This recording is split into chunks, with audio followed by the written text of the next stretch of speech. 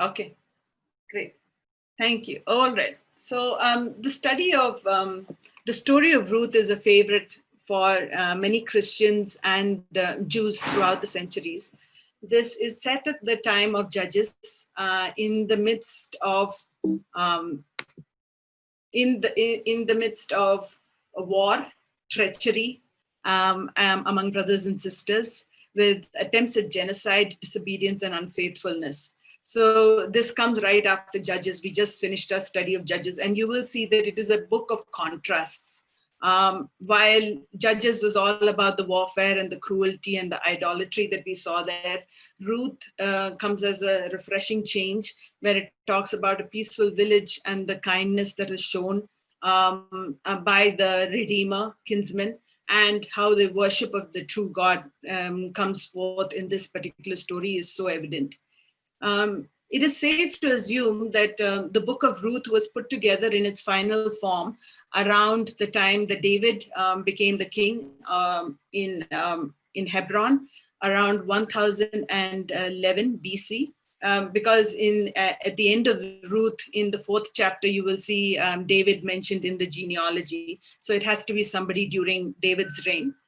The authorship is unknown to us, though some people have said it is Samuel or Samuel's contemporaries. We don't know who actually wrote it. There are even claims that it could be a woman author. It is set during the time of Judges, where you can see that Israel has spiraled downward into violence, and everyone did what was right in their eyes.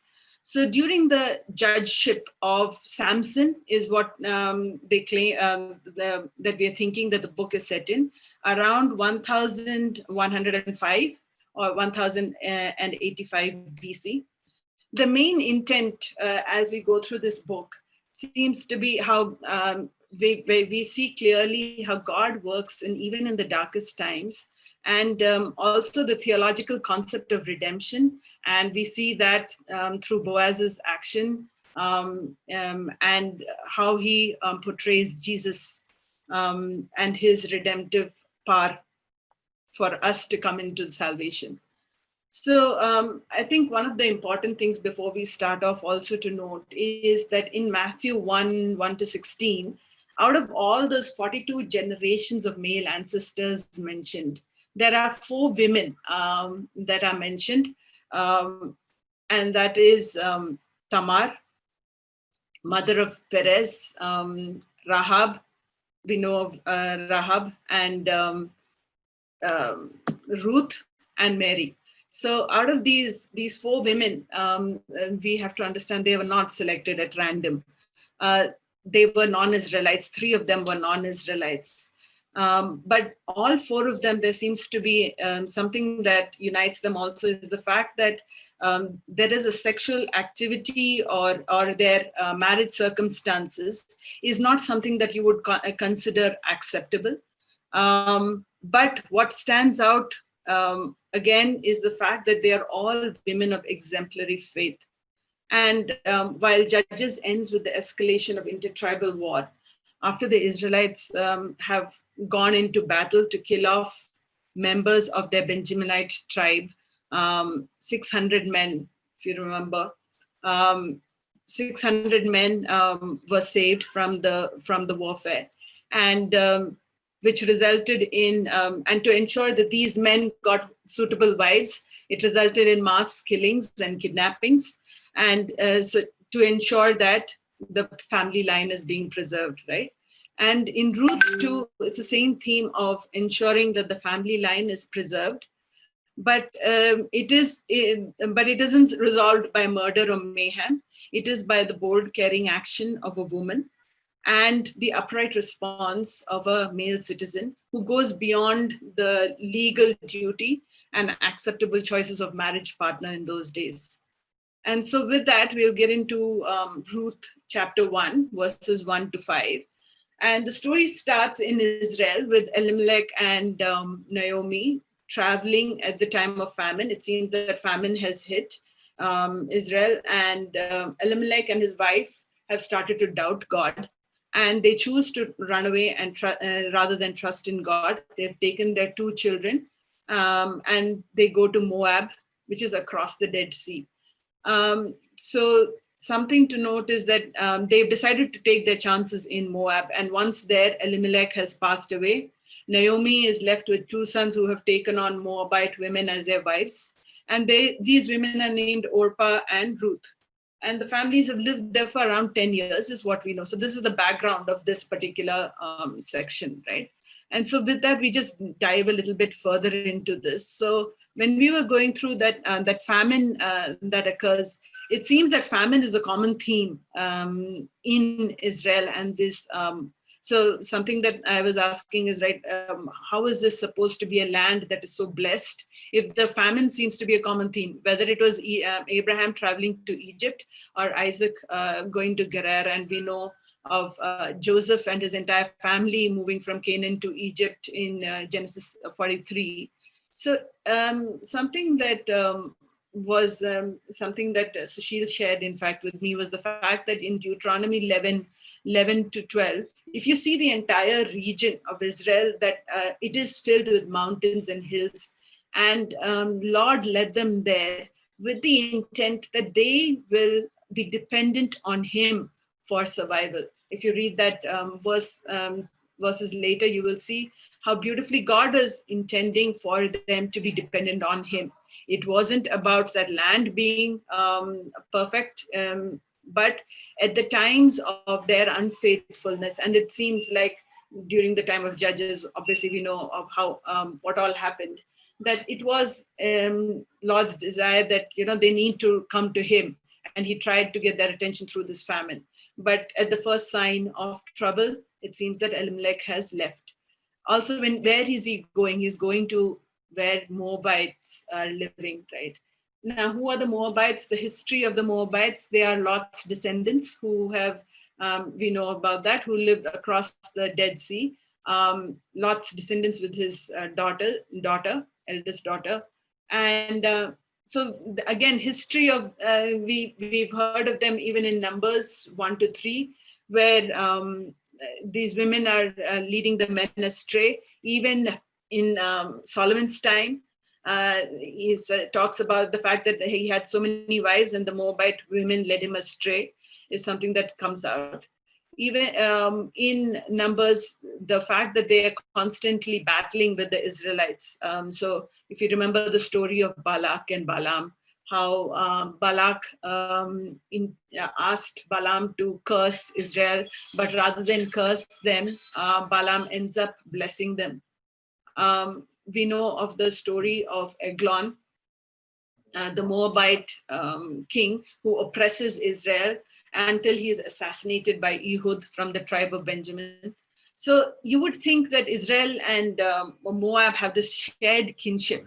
They have this history and this language that is common. You would think that would bring them together, but this closeness actually led to competition and strife between the two people. And assimilation was always a threat. And it is at that time that we hear that actually Ruth, that they actually took on, Ruth's boys actually took on Moabite women. So God eventually does withdraw the famine from Judah, reinforcing the theme of Yahweh's intervention. With that, we get on to so that's the background for who we are, where we are, what's the time period, what is going on geographically, what's the history of that time. And we get into what happens next is Naomi's realized that Moab has not lived up to its promises. She's decided it's in her best interest to go back to Jerusalem. Her daughters-in-law want to come with her, but she encourages them to go back to their parents. Orpah leaves, but Ruth insists on joining Naomi for the journey. And as I was studying this, I thought verse 8 and 9 was kind of stood out in the fact that in the way in which Naomi uses her own desire to hide under the guise of beautiful words. She uses a blessing and a prayer to actually express her own desire. And her the way in which she does it is, so she asks them to go direct. It's an instruction. She says, go to your mother's house. So this is a kind of an important thing, because at that time to refer to the mother's house means that, I mean, in that time period, you would think that father's house is something more typical that you would hear. But the use of the fact that she's saying mother's house, and even in the story of Rebecca in Genesis 24:28, you hear the term mother's house being used. So we're assuming that mothers played a significant role in the choice of the husband. The other thing that she goes on, and then she tells them to go away, and she, waters it down with a blessing. And she says, may God deal very kindly with the daughters-in-law. And she incorporates a Hebrew term called hest. It's a very beautiful term. So I just wanted to, for us to just go through that understanding of what that means. It's not one word that can explain the meaning of hest. It's a combination of different words. So you have like hest actually means mercy, compassion, love, grace, and faithfulness. So if you combine all these words, that's what hest means. It's not one emotion or feeling, but actually involves action on behalf of somebody who is in need. The core idea is faithfulness or loyalty in that relationship, right? So Naomi is signaling to them that, okay, I'm okay with this relationship coming to a close. And in the third sentence, can you just give me a minute? In the third sentence, the verse, she's saying, verse 9, she's saying she's leading them with a prayer, saying the prayer that hopefully she prays that the two will get married and find new husbands, right? What comes across striking is the fact that she doesn't even think that there is any hope that by them going back with her to God's chosen people and land, she is not thinking that God will provide for them. She, at this, the possibility doesn't seem there for her, and she's not really demonstrating much faith in the God of Israel, right? And Ruth and Orpah, the fact that Naomi looks upon herself as very bitter, right? Bitter with the situation that she's been dealt with. It's like a judgment from God, and she comes across as very bitter. Now, why is she coming across as bitter might be one of the things of the levirate marriage that we see is something that we have heard of even at the time of Tamar in Genesis 38. Ruth, so the expectation is that the blood relation, the remaining blood relation, take on the responsibility of the two daughters-in-law. And so maybe that's why she is bitter, thinking that she can't provide for the two daughters-in-law. But I think what stands out is the way in which the two of them reacted, right? It's a type of Christians that we see, the professors, those who profess, which is what Orpah did, profess faith, but fail at the climatic moment. And then there are the possessors who really understand, who present genuine faith in times and in these difficult times, and they actually end up producing much fruit. God, if we see, has been very welcoming of non-Israelites. And even in the days of Abraham, his servants were asked to undergo circumcision as a sign of participation of the covenant. So God wants, God is always open to non-Israelites coming in. But Naomi's doesn't want to take on this responsibility. I've chosen in this PPT, if you can see that verse 16 and 17, I've chosen to highlight that as Naomi's genuine faith. If you read that, it's so beautiful. Naomi says, stop urging me to abandon you. For wherever you go, I will go. Wherever you live, I will live. Your people will become my people, and your God will be my God. Wherever you die, I will die, and there I will be buried. May God punish me severely if I do not keep this promise. Only death can separate me from you. Can you imagine that? We can say that we are Christians, we can say that we mean something, but these words are so powerful. The way she says it, it is not an easy decision to take.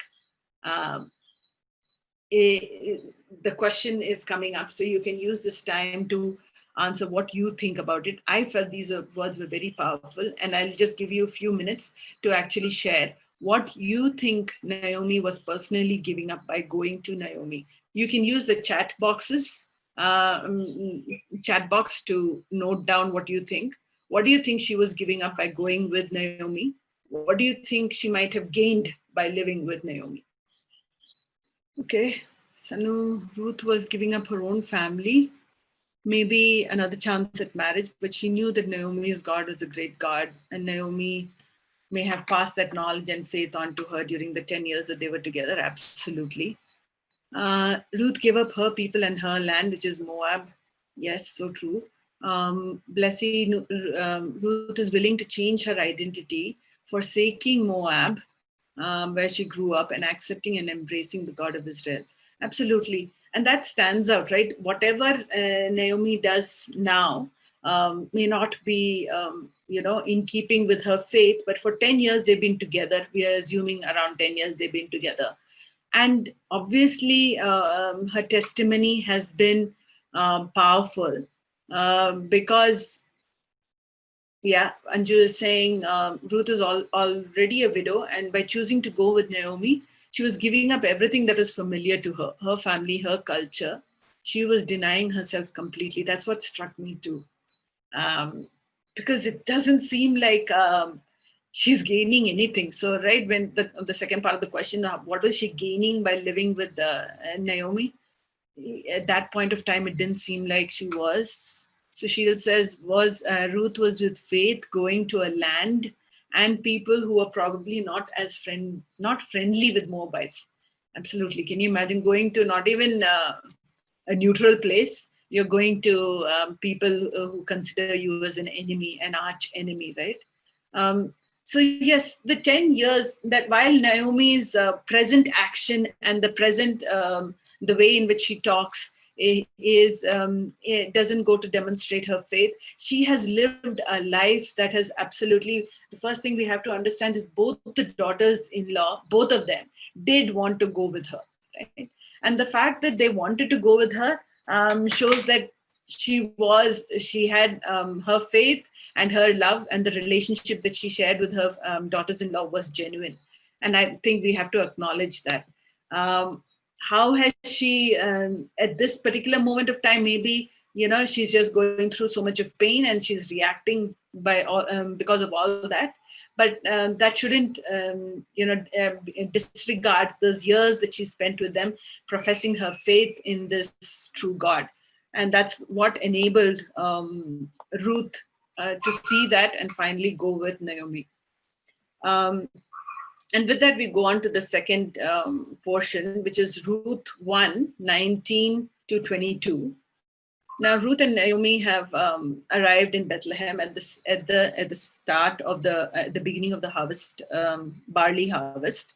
Naomi is sad because she's lost everything in her journeys. She's arrived back home with nothing. As people from the village are going out to meet her, she is telling them, "Call me Mara," which means bitter, right? Rather than Naomi, which means pleasant. Now, names have a significance, right? If you see the examples that I've just mentioned, names have an importance, whether in the Old Testament or the New Testament. Elimelech, my God is king. We're assuming that, when his parents chose that word for him, they were hoping that their son would be able to witness the fact that, he's somebody who stands by his faith. Maybe he didn't end up doing that, which is sad. But Naomi's name went my pleasant one. Her children's name, Mahlon and Chilion is the name. Both of them are called weak or to be frail, right? we're assuming that they would have chosen that name because it was during that, maybe they were born during the time of famine, and so maybe the children were weak and they didn't know if they would live past a certain age. So at the time of their birth, this is what the parents chose the names as. And yet it does show a significance, right, of choosing that names. So Naomi has experienced both a blessing and a loss since she has left Israel. And when she returns home, she's choosing to emphasize her hardships and her emptiness, which was only temporary. But her pessimism at this point contrasts with Ruth's optimism, right, in verses 16 and 18, which I was just reading out. Naomi failed to see that Yahweh didn't bring her back home empty. She had Ruth by her side, but she thought she's coming back empty. Well, she had lost her family. So I think at that time, when you're losing, she again points to God as the author of her tragedy. And while she left, so when she's saying she's empty, she left while their bellies were empty. They were in the middle of famine. They left as a whole family, and they're coming back without a family, right? So you see that even in Job and in Jeremiah, you do see this in these portions of Job and in Jeremiah. You see that in Job 7:20, I'll just read that out to you. You who see everything we do, why have you made me your target? How have I become a burden to you? So it's like Job is placing the blame for his tragedy on God, and he is the author of that pain, pain that he's going through in his life. Both of them, Jeremiah also in that verse similarly accounts for God as the source of that pain. How true that is, it is questionable. But however, unlike Job and in Jeremiah, Naomi doesn't ask why, or she doesn't want to redress. She thinks her life is over. She left Bethlehem empty. She was brought back to Bethlehem empty, and that's what she's focusing on. And with that, we get into the second portion, which is of Ruth chapter 2, verses 1 to 7. Ruth 2, verses 1 to 7, where Ruth is now going to the field of Boaz. She finds herself in the field of Boaz. It just so happens that it is Naomi's wealthy kinsman. Boaz arrives and sees her, asks the servant, who's this person? The servant tells Boaz that it's Naomi's daughter-in-law, who's a non-Israelite, right? And so, which leads us to the second question about what was Boaz's responsibility as a near relative or guardian redeemer. And if you see these two verses in Leviticus 25:23 and in Deuteronomy 25:5-6, you should be able to answer that question of what is the role of the guardian redeemer. Okay. Sanu and Mini, Boaz was to redeem the land that Elimelech's family sells as they are poor. All right. One part of it is taking over the land. Blessy, he was responsible for buying back the land. Yes, that is one of them. That is one of them. Suma, you were saying something? No, I just said that you're responsible for buying back the land and also taking care of them also, right?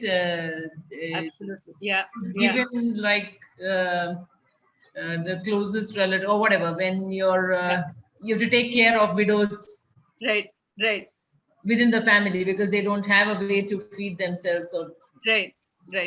Yeah, there is no. Vineet saying Boaz is a close responsibility, had a responsibility towards the widow and the daughter-in-law. Anju, take Ruth as he was also kinsman redeemer. Kinsman redeemer. That's the term is something that we're coming across for the first time here, I think. While it is told to us, this is actually seeing it in play. You see it even in Judah 38 in Judah's story in Genesis 38. But yeah, Manu says, is there anybody who wants to say something? Yeah, if you look at the Leviticus portion that you referred to, no? Yes, Sushil. Verse 23, it's very interesting to note that the justification given for the whole principle underlying the kinsman redeemer's responsibility is God saying the land belongs to me, for you are foreign residents, temporary settlers with me. So it is the Lord's to give, and He has given it to you for a period of time. And so one is the land, the second is the family is also something the Lord has put together, right? As something that's the cornerstone on which His people are built up, the community is built up. So these two are coming together. One is the kinsman redeemer is not just someone who buys back the land. It is someone who actually gives you money and holds the land in trust for you, and it would come back to you in the year of the Jubilee. So he's someone who's like your guardian. Right. So the emphasis is on one, the land was not purely a commercial thing. It is not something you transacted to make money, increase your wealth. It is the family that was important. The land was something you lived off, something the Lord gave you, you lived off.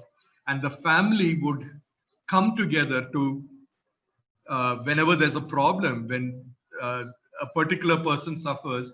Right. So that's why the redemption thing comes in, right? It's you're redeeming someone who's in trouble. Right. And so the Lord has provided not just the land, He's also provided a way of redemption. Absolutely, yeah. So yeah, so she'll completely agree with you. Just one point I noted, I think by being a redeemer, you are actually taking complete ownership of not only the possession but also the family. In the sense, if you look at, if you look at the book of, I was looking through Numbers 35, 19 to 21. You can even go to the extent of avenging the killing of a relative. So it is actually saying that you are one of us now. It is that sort of a bold statement that you're taking, and that definitely costs you a lot of burden. It's just not the land, because you have to basically take a completely new family into your shelter. So that's a sort of a risk, and the broadening of your relationship that you're doing by being an active redeemer. Yep. It isn't that it's like like, okay, you've got some land now and that's it. It's about taking care of the entire family and the responsibility that comes along with that. Very true. So so God commanded farmers in Israel, right? They were, the way in which He thought about it is, for the poor and the needy, you have to leave. He's always the one who's providing. It's not that He's saying that there was laws instituted which would ensure that you leave food aside for, a part of the food should be left aside. How beautifully God provides, whether it's a widow, from the beginning, it is that while it is a gift that He is giving you, this land, and the fact that you have to give a part of it for the poor and needy is something that I think Boaz very beautifully in the story, as we read along, it comes across that he took that very, very much to his heart. And it wasn't only about acquiring land, but the entire thing. And we will see how the two kingsmen, two redeemers, two possible, Boaz and the other relative, we will go and see how they both react to that kind of provision that God has made in the law for this poorer people. But yes, so it says that Ruth happened to be gleaning in Boaz's field. And so from a human viewpoint, it does seem like it is by chance.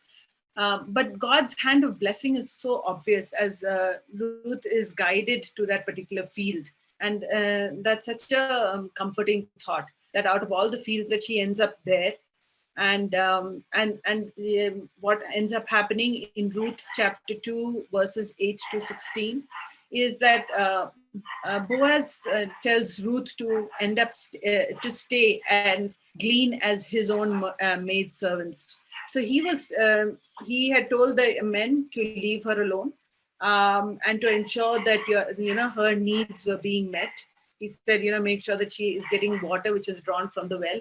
At that point of time, you have to understand water drawn from a well is like it's a big thing. It is like what oil is to the Middle East right now. It is as precious. But he was taking care of her every need. Ruth is so thankful, and she asks him why he's being so generous. And Boaz says it's not. It's just because I have heard of your loyalty towards Naomi and the courage that you have shown. So all of us also talked about.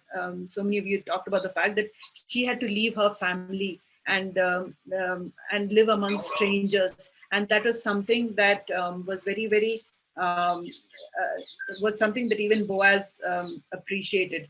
Um, Ruth is, he then asks her to sit and dine with him and his other reapers. So at this point of time, Israel, not everybody in Israel is treating foreigners in this in this way, right? It is, we have to understand, it is at the point of time, the period is at the point of Judges. Boaz is, recognizing the unselfish love that she has shown to Naomi and her trust in Yahweh, and is moved to bless her by allowing her to work. What Boaz was doing was he was preserving Ruth's dignity and providing for her, which lightened her duties. And Naomi and Ruth goes back with 30 pounds of barley, which is actually equivalent. In one day, she's actually managed to acquire half a month's of wage in one day, right? And then and the other thing that struck me as important was the fact that in verse 18, she says that she saved it from mealtime, and she takes some food back to Naomi to demonstrate her love and concern. So, my mother was a teacher, right? And so as in school in those days, she would get sweets from children for their birthdays, and she would bring it home for us.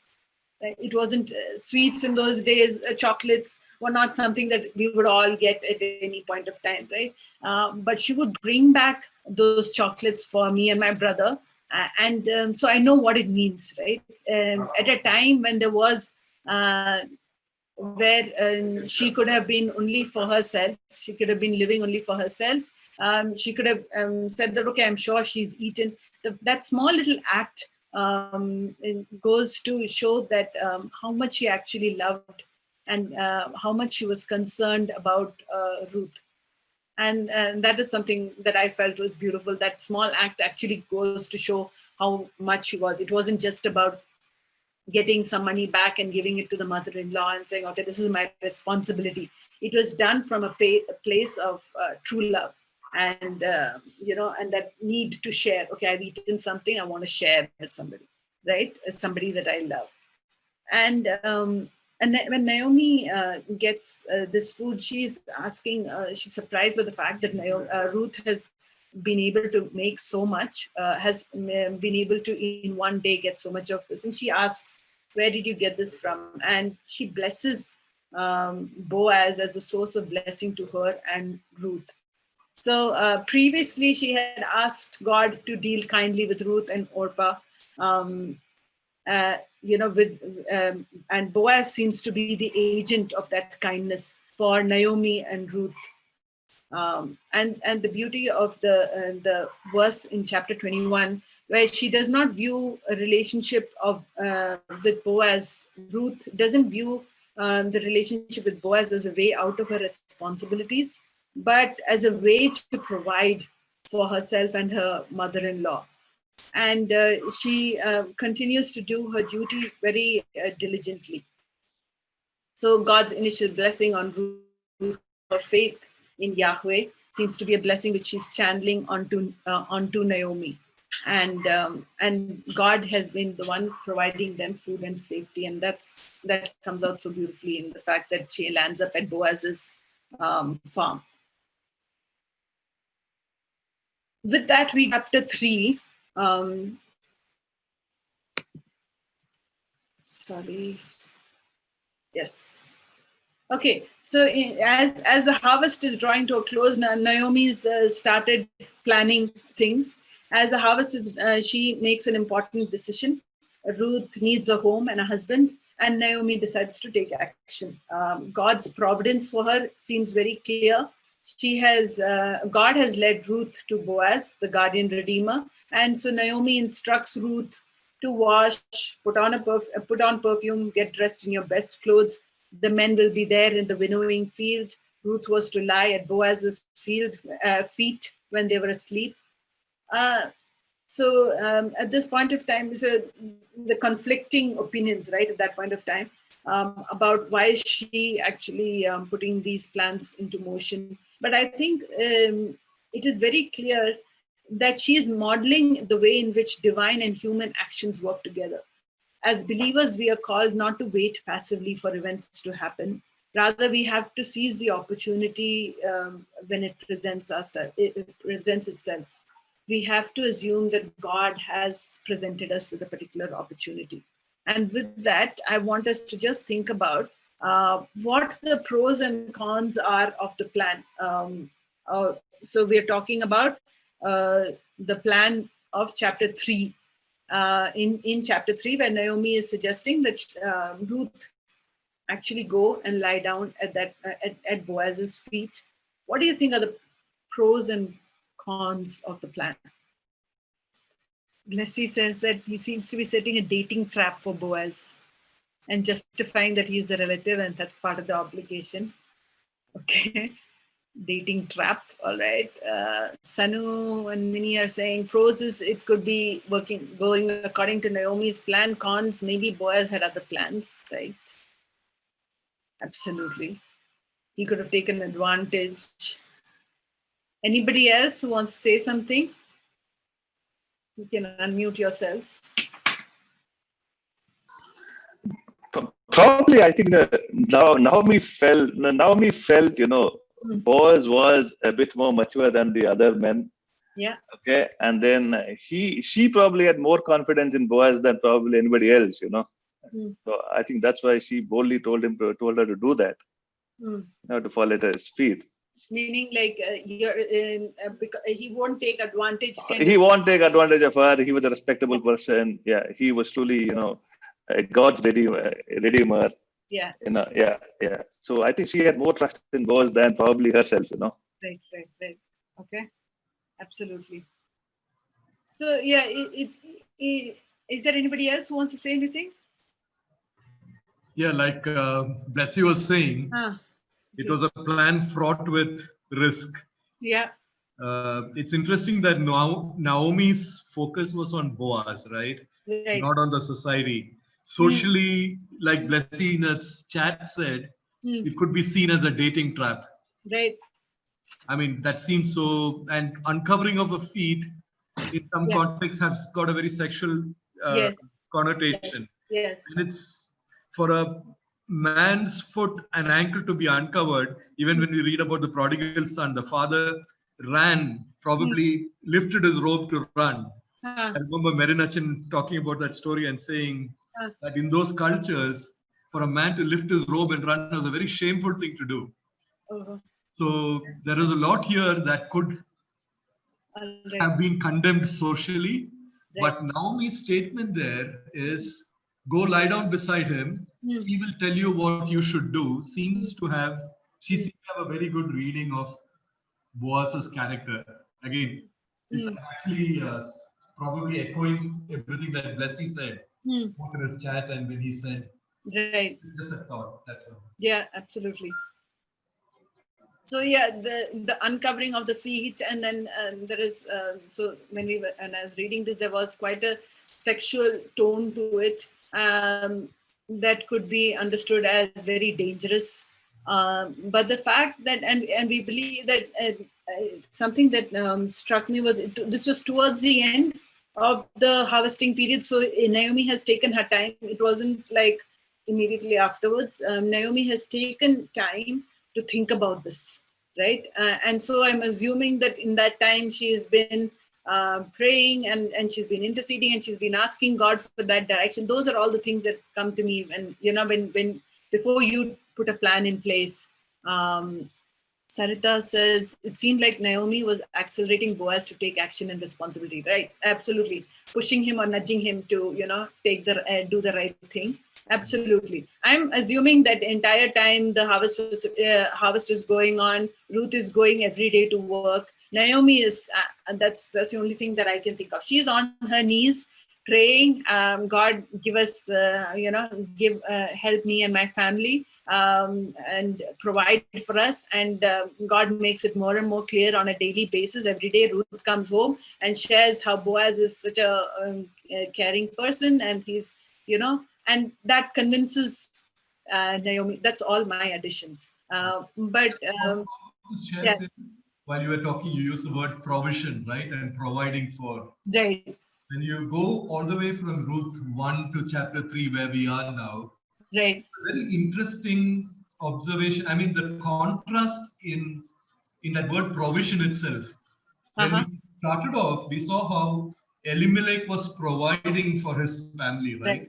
Right. Famine. Yeah. And he decides to leave the place where the Lord had led him to and go to a foreign land because he wanted to provide. So he was trying to provide for his family. And then Naomi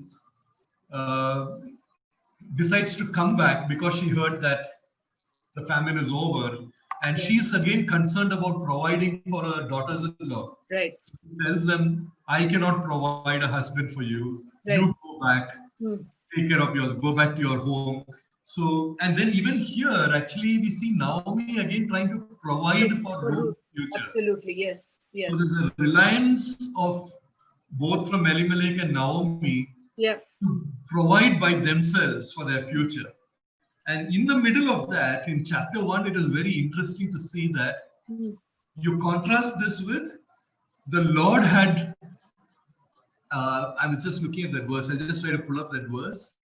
Chapter 1, when we look at the provision in general in the land of Israel, in Bethlehem, there was a famine to begin with.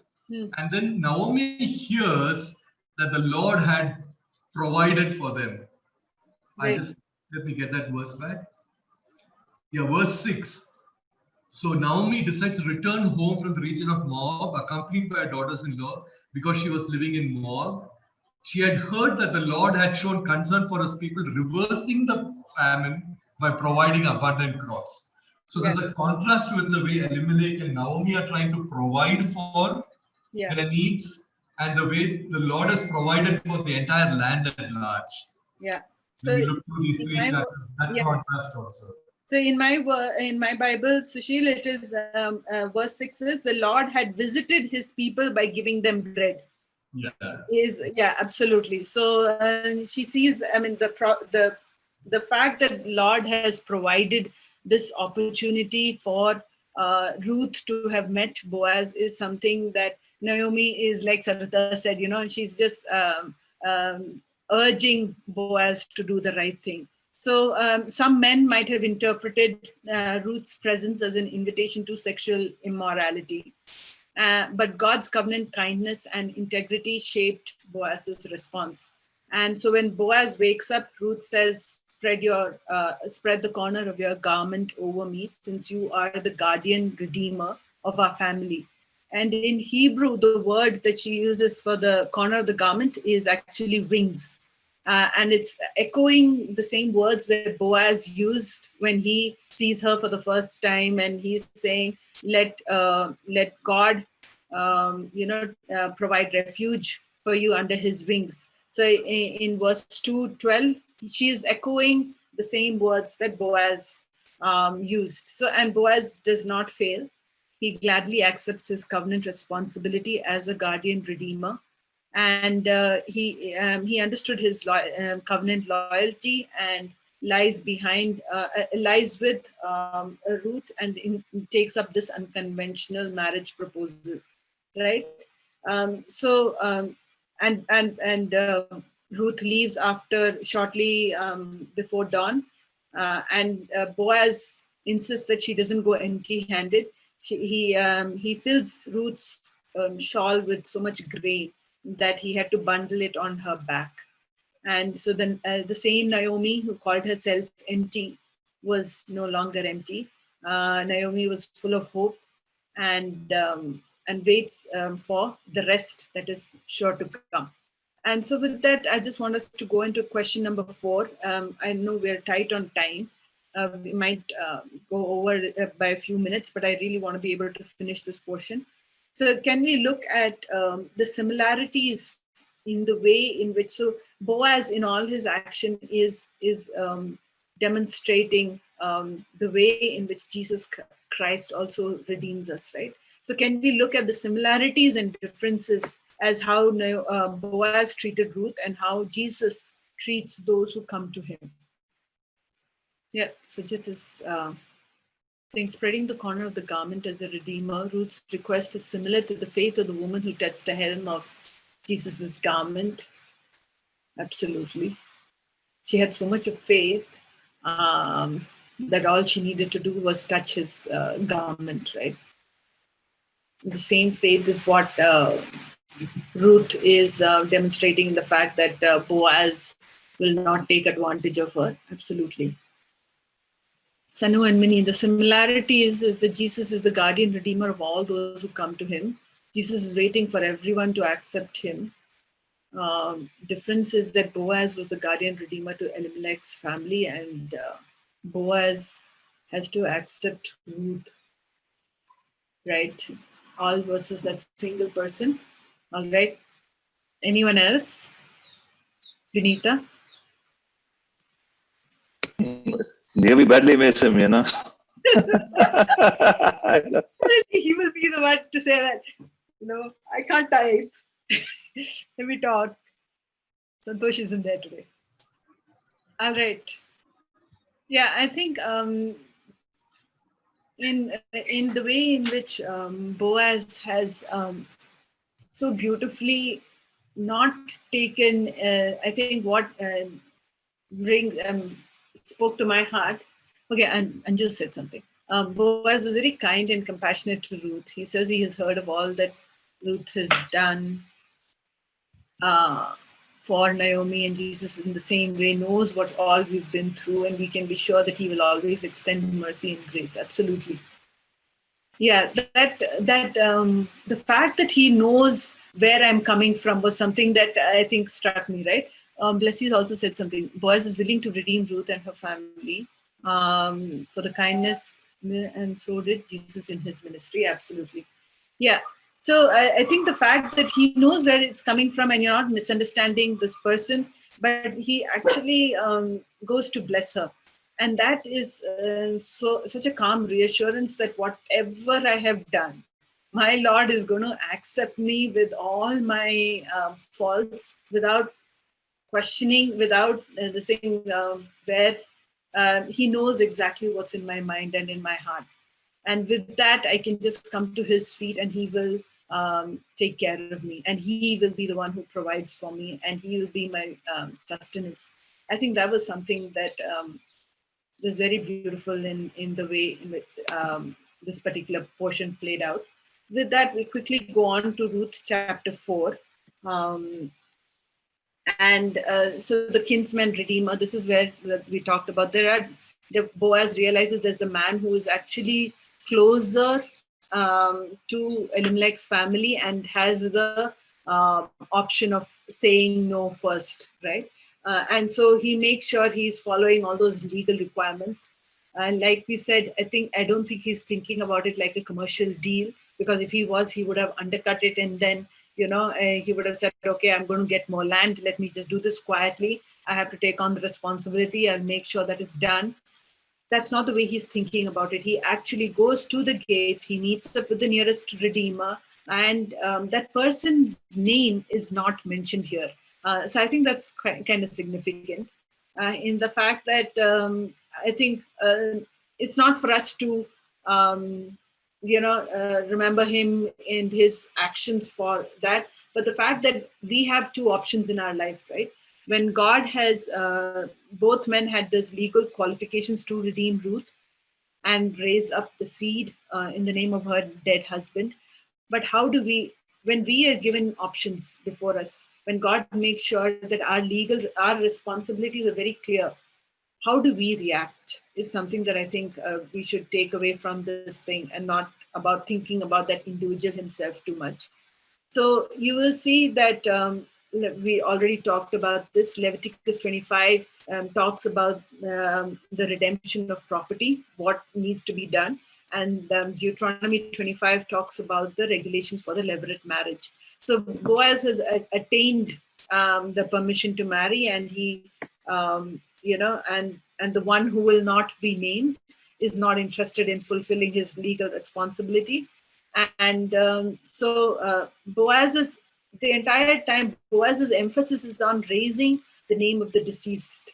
So that is Mahlon and his father Elimelech, and it shows the response, the concern for the reputation and posterity of the family line that we talked about even in the beginning. The witnesses to this transaction, Boaz's transaction, bless Boaz with the fact they're saying that may you have numerous descendants, and that's exactly what does happen. And you will see that over here, actually, verse 12, the reference to Perez, which is the son of Tamar, is also significant. There are quite a few parallels between the story of Boaz and Ruth and the story of Perez's parents, that is Judah and Tamar.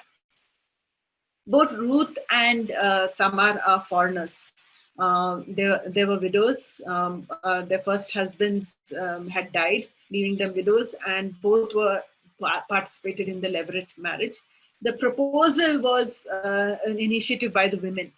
Tamar seduced Judah under the cover of disguise, and Ruth encouraged Boaz under the cover of night. So, and in both cases, the husbands were older. Both bore sons in the Davidic Messianic line. And so the fact that those witnesses chose to bring out this,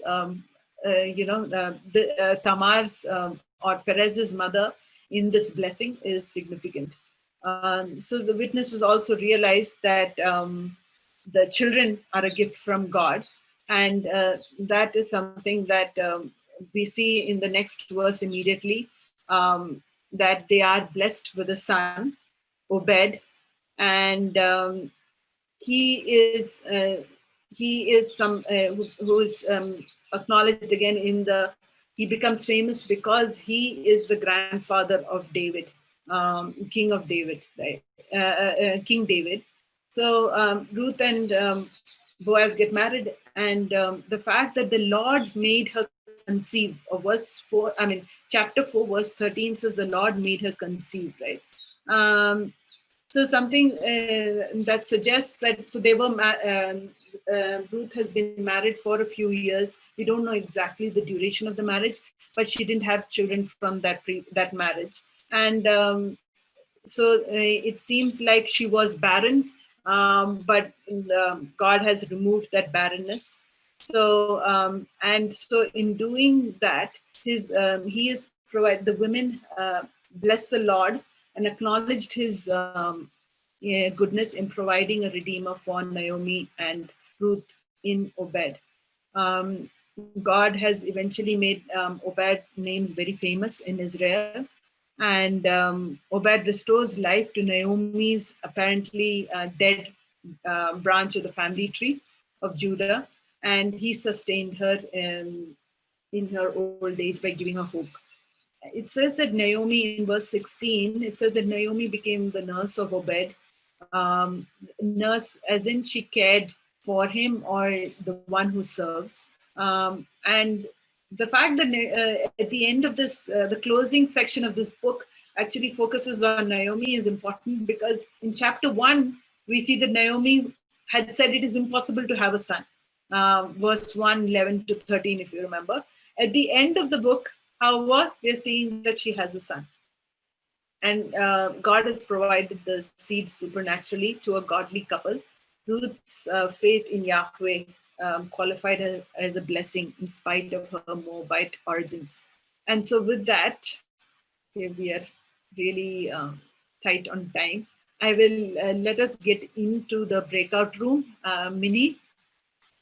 No, I think I almost all did make it all the way. All I was saying is that, we need to identify where Ruth gets that belief system, because it doesn't seem like her life being in a Moabite person, or just her seeing a lot of these miracles have really happened, right? She is believing whatever Naomi has taught her, possibly, but to really go through that suffering and still maintain that faith, and follow to a like enemy nation, is amazing faith, as far as I'm concerned.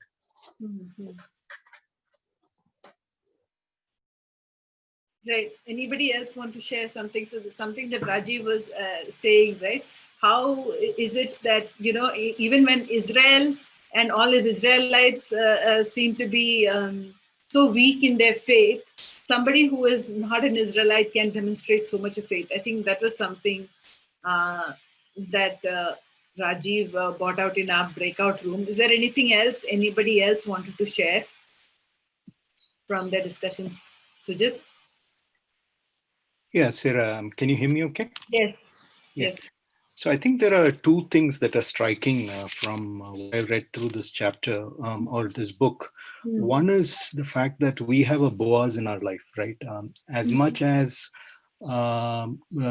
Naomi and Ruth were trying to keep their family going, they needed a redeemer from outside. And if you look at the reason why Boaz married Ruth, one of the reasons he states is that the name of the name of Mahlon and Elimelech will not disappear from the documents. That is so true of our lives, that there is a document that is written about each of us, which is a book of life. Yes. And our name, by our own acts, by whatever we try to do, will not be there unless that Redeemer has stepped in. And that is one that is indicative of what Jesus has done for us and that he exists for us, right? That is one. The second is also, if you look at the life of Jesus, actually he offers the same question that Naomi asks Orpah and Ruth, right? This is actually to the disciples. This is after he talks to them. Let me just turn over. This is after he talks to Sujit? John chapter 6, verse 67. Okay, just to give you some context, this is actually after discussion that he has about the flesh, eating the flesh and drinking the blood. Right. And then you read in verse 60, on hearing it, many of his disciples said that this is a hard teaching. What can accept this? Who can accept this? And then you read actually in 66 that many of his disciples turned back and that they no longer followed him. Right. So this is a decision point that we forget that Jesus actually had more than 12 disciples. He had a lot more disciples. They left. And then Jesus offers the same question to those who are staying back, that do you actually want to leave too? And then Simon replies saying that essentially, where else can we go, right? And essentially, who else can give us what you give us, and who else has the words of eternal life, right? So the point here I'm trying to make is the same choice Jesus gives us. He doesn't hold us to himself with a gun or essentially, but he essentially gives the same choice. Some go away, some stay. That's the choice of life that he has given to each one of us. So the parallels between these two were striking to me. Absolutely. Thank you so much for sharing that, Sujit. Anybody else has anything else? It is so beautiful. The choice is up to us in how we exercise our faith, how we choose to depend on God as our Redeemer, and all our life experiences, how the trials that we go through in life, how are we clinging on to His promises even during that time? As our lives as witnesses, how are we? What is the legacy we are leaving behind for those who are looking at us and saying that this is my faith. This is what my faith should look like. I think each one of us have a role to play in watering, planting that seed in the lives of those around us, and in some way or the other, the outcomes they might go there. We pray that those faith seeds that we have planted in our children or those around us will grow much bigger. Like Naomi planted those seeds of faith in Ruth's life. It eventually, Ruth's tree of faith was so much more bigger and bore so much more fruit.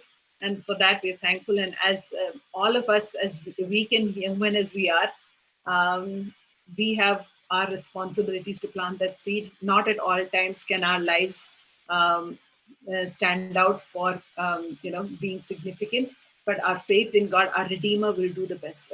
He will do the rest, and that's enough. And that is a great assurance from this entire book that we can cling on to.